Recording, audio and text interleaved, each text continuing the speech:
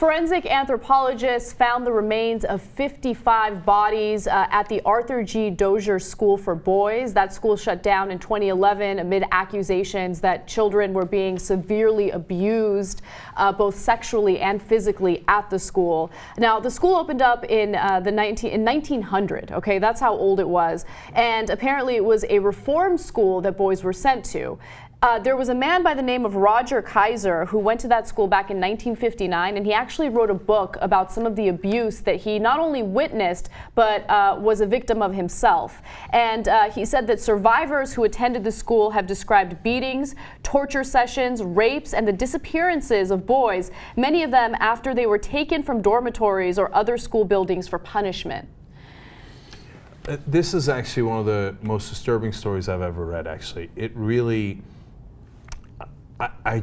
the sense of injustice of what happened in that school was bone-chilling to me as I was reading it. And you got to understand something, over 100 kids died at that school. That is an unbelievable number. 55 of them were just discovered, a lot of them in unmarked graves. Yeah. But that's not all.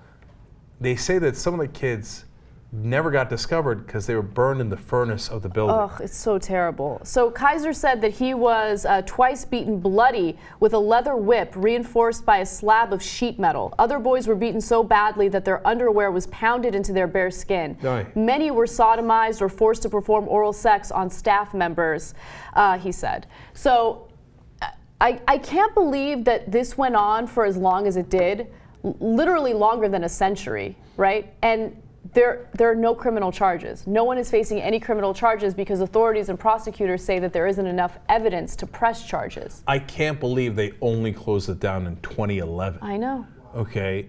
And they found, one kid said that he saw a severed hand by the hog bath where they give the leftover food to the pigs.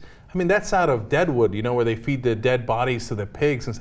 I mean, this is an unbelievable house of horrors.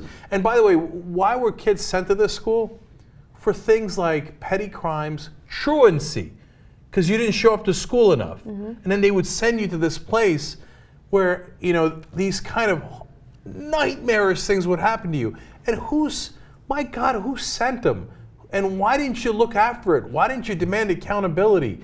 I'm picturing those poor kids left there by themselves, being abused day in, day out, and then murdered by these animals. And none of them got justice. This is one of the worst stories I've ever read.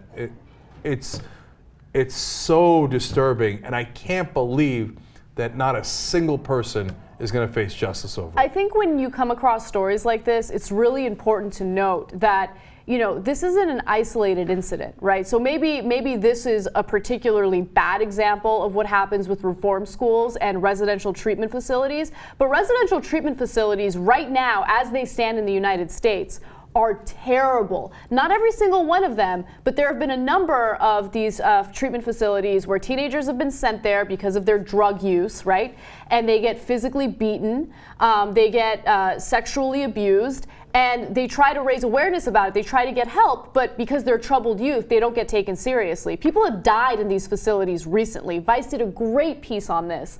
And so there needs to be an investigation into these facilities to ensure that this abuse isn't actually happening, right? And there's a lack of regulation into these facilities, which is why a lot of times these people get away with abusing these kids. When are we going to learn what we already know, which is that if you give people unlimited power, they, as a matter of natural course, will abuse it.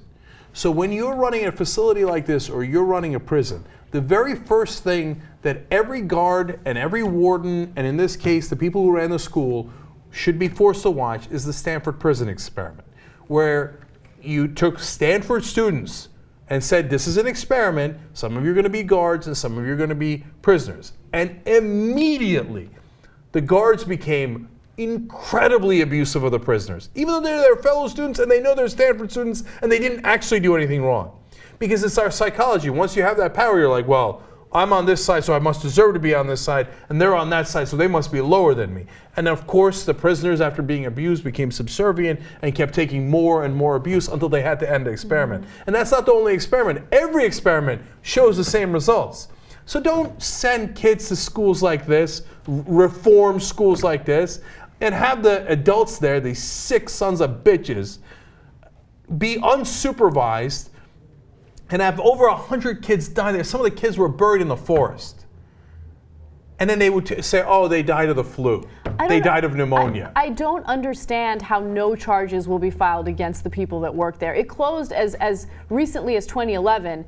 There were employees there that can be questioned about what's happening. I mean, they have physical evidence. 55 remains from 55 different people, and there could be more. They're still working on this. They're still digging up the site to see if there are more bodies.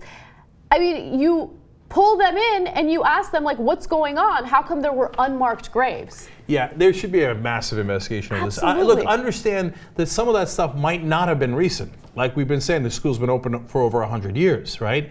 But you think that there aren't people alive that worked in that school that you should very thoroughly question? And you never know what happens when you question people. Some of them will have a guilty conscience. Some of them will not want to do prison time. Put some work into it and see if you can find some justice, no matter how belated.